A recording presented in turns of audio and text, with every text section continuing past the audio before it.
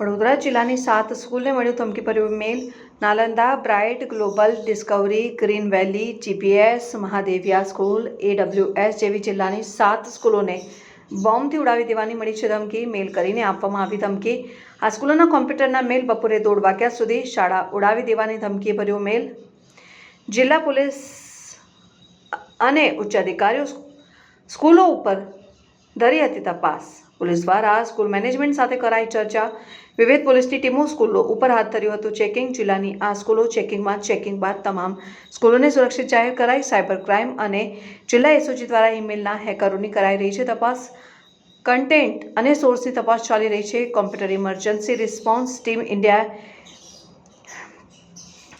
Integrated cyber crime સંકલન centre સહિતની ટીમો સાથે સંકલન કરવામાં આવી રહ્યું છે. ઘટના મૂળ સુધી પહોંચવાનો પોલીસનો પ્રયાસ. આવનારી બોર્ડની પરીક્ષાઓને લઈને સતર્ક.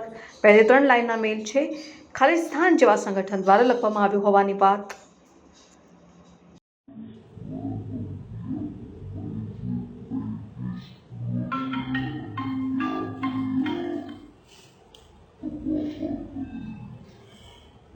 આજરોજ વડોદરા ગ્રામ્ય જિલ્લા પોલીસને સવારના સમયે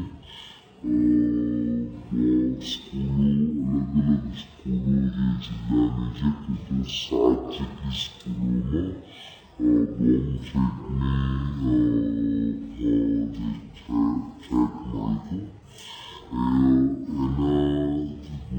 આજે બનાવની ગંભીરતાને ધ્યાને રાખીને રિસ્પેક્ટેડ આઈજી સર તથા એસપી સરના સીધા માર્ગદર્શન હેઠળ જિલ્લાની અલગ અલગ ટીમો દ્વારા સ્કૂલોનું ચેકિંગ કરવામાં આવ્યું. સાથે સાથે જિલ્લાની જે PDDSની ટીમો છે, NCB, એસઓજીની તમામ માણસો સ્કૂલો ઉપર જઈને